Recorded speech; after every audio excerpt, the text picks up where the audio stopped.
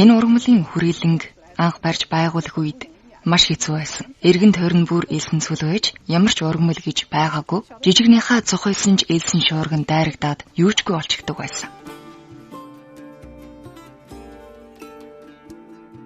2000 онд би энд ирсэн. Тухайн үед хаягдсан нөхөн гэрт амьдардаг байлаа.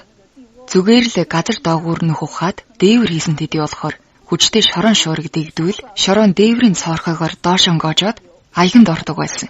Аяганд орсон шороо гаргаж хаяад л үргэлжлэх хоолоо иддэг байсан.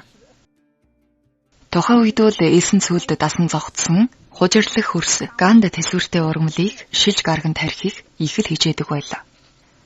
Үүнийг ардгар сухаа гэдэг шингээж авсан хужирлах усаа навчааран гадагшлуулдаг. Энэ нь манай ургамлын хүрээлэнгийн 15 төрлийн сухай дотор ганд хамгийн тэсвэртэй юм. За үүнийг бол Шинжааны мөнх харгана гэдэг үндэсний 2 дугаар зэрэглэлийн устдах шахсан ургамал. Үүний хамгийн давуу тал нь өвлийн улиралдаж мөнх ногооноор байдаг. Энэ бол манай ургамлын хүрээлэнгийн хамгийн үзмэрийн үн цэнтэй ургамлын нэг.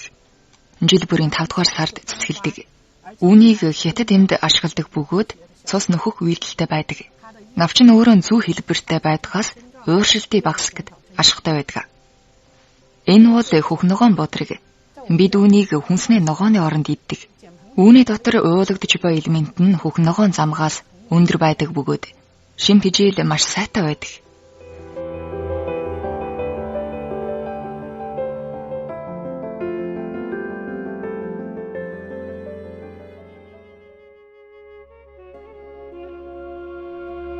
За бид Таримын авто замын ойжуулалтын бүсэд хийсэн дизайнын туршиг зорилгоор авто замын хажууд туршилтын бүс гаргаж 30.8 км талбайд тарьсан. Тухайн жил сайн үр дүнд хүрч ой болон элсэн шуурганы халахвч болж чадсанд бид маш их баярлж байсан.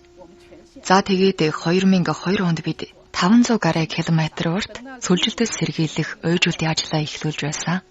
2005 он болоход ногоон байгууламж бүрдэн халахвч болж чадсанд амаргүй амжилт төрж чадсан гэдгийг өөрөө ирэхгүй мэдэрч байсан. Үүнээс гадна манай технологич харчингүй боловсронгүй болсон. Манай хамт олонч Либи, Мавритан зэрэг Африкийн орнууд, хөрш орон Пакистан, Казахстан зэрэг орнуудад хүрч тэдэнд туслан цөлжилтөд сэргийлэх ажлыг нь хийж өгсөн юм а.